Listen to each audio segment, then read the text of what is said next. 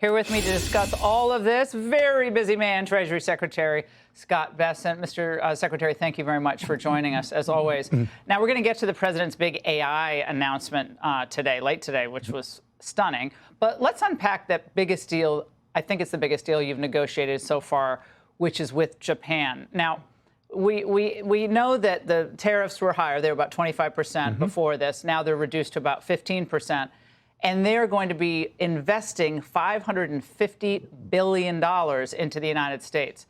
My question to you is, where is that money going specifically, and how are we going to enforce that it's actually spent and that Trump is going to make the ultimate decisions on how it's going to be invested? How will that all work?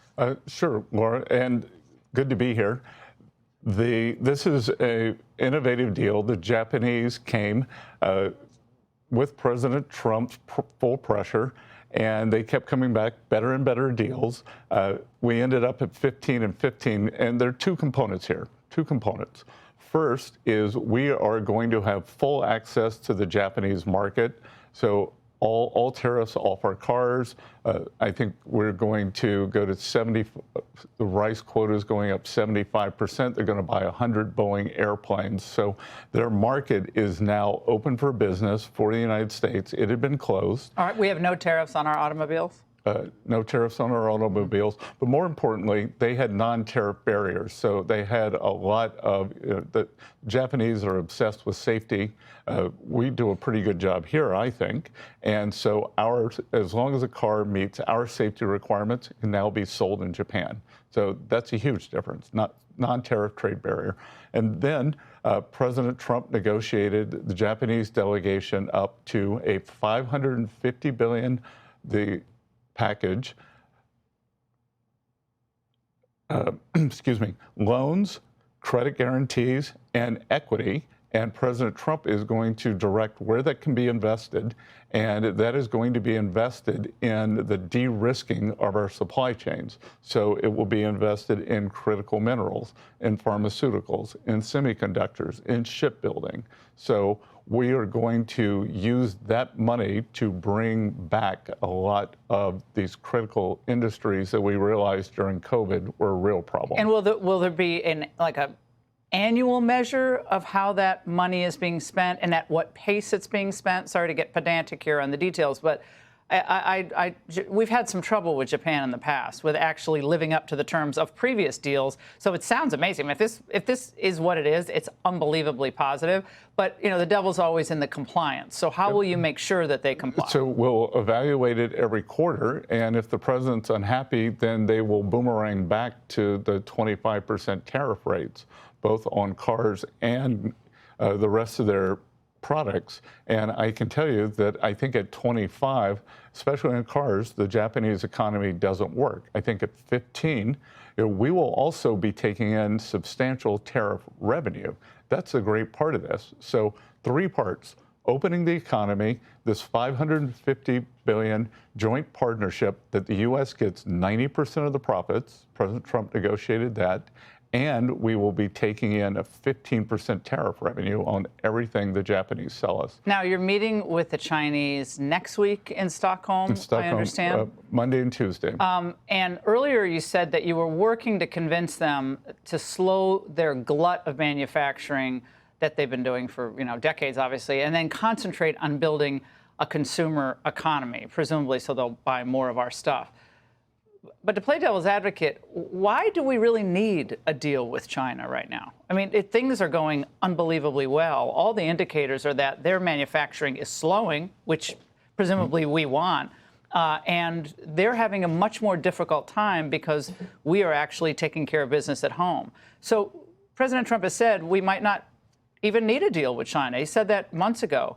Why push for a deal at all? Well, look, it's the world's second largest economy, 1.4 billion people, and we want to bring back precision manufacturing to the U.S. They are overbalanced in manufacturing, underserved in consumption. So as we generate more products, we are going to need new and bigger markets to sell our products to. So, I think there's a chance President Trump could be the president who opens up China. They have until August 12th to make a trade deal, but you indicated that might be flexible. Well, we are in a good place on the 30% tariffs with them and then 20% from Trump 1.0. So we're running about 50% tariffs with them. They're at 10 on us. So we're really now moving on to the next stage. We're going to be talking about opening up, or we're also going to be talking about things like, they're buying sanctioned Iranian oil, they're buying sanctioned Russian oil. And you trust that they'll live up to terms of a deal with the United States, given what's happened, obviously spying on us, our intellectual property, everything their researchers have done here, COVID? I am confident that they will live up to a deal when Donald Trump is president.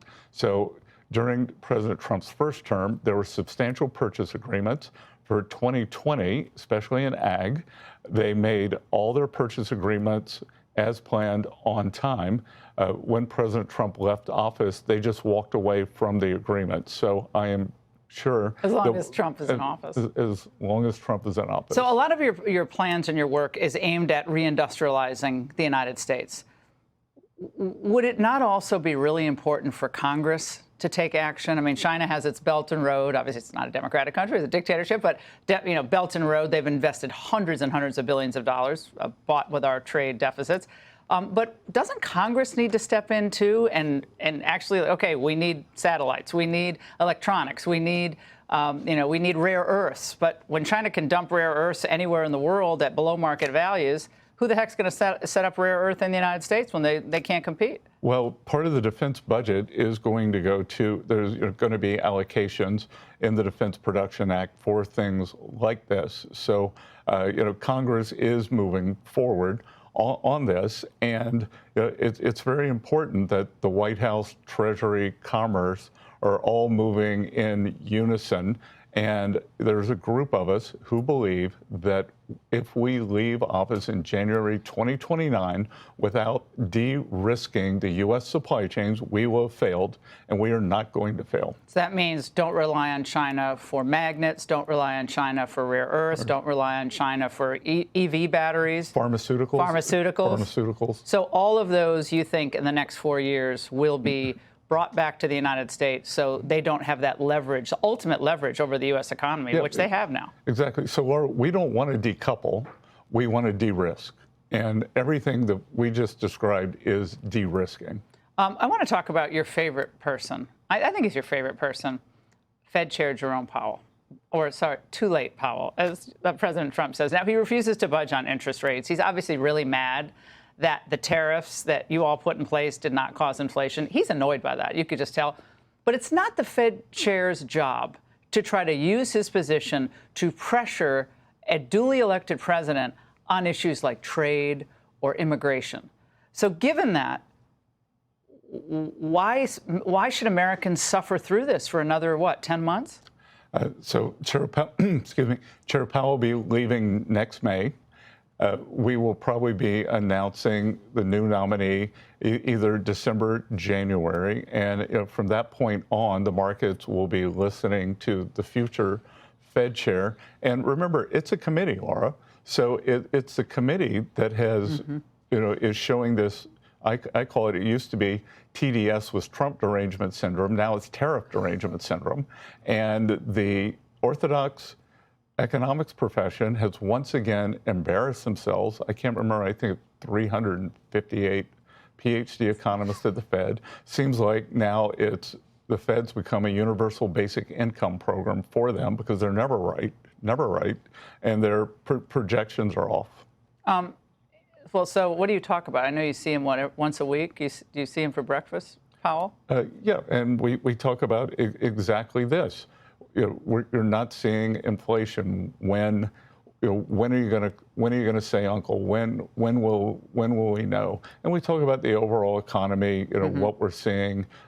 We talk about the international economy. Well, what's his personality like? I think a lot of people don't really know. Is he pleasant? Does he seem angry or upset or annoyed? I mean, he's pleasant. He's dutiful. He's been doing this a long time. It was Trump's pick. He was. But again, that's the problem with a lot of these jobs. Could happen at Treasury. I don't think it's happened to me, but a lot of DC jobs, the building takes over the person, and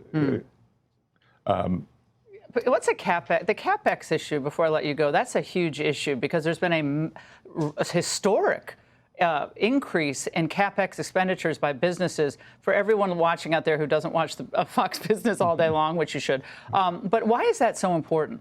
Well, CapEx, after-tax return on capital, is how societies get richer. So what we are seeing, and perfect example of what's happening in President Trump's America. 4 weeks ago, I was in Pittsburgh, and President Trump announced the Nippon Steel U.S. Steel deal with the golden share. Nippon Steel is going to be doing a huge amount of CapEx in the Pittsburgh U.S. Steel facilities and building out 3 more steel facilities. So that's old technology. Now we've got this AI boom that's incredible. Probably the CapEx being spent on that is $300 billion a year, or 1% of GDP, and that's going to create a pay down the debt too. Pay down the debt, but it's going to create a productivity boom. So in the history of the United States, the railroads, the 1980s, the Reagan deregulation, the 1990s, the tech boom, I think that we could see growth and productivity well in excess of 3% for the coming years. Well, that would be stunning. And I understand you're actually having fun at this job. Is that correct? Most days. Most days. Most days. Thank you for coming in. We really appreciate it. Good to see you. Hey, Sean Hannity here. Hey, click here to subscribe to Fox News YouTube page and catch our hottest interviews and most compelling analysis. You will not get it anywhere else.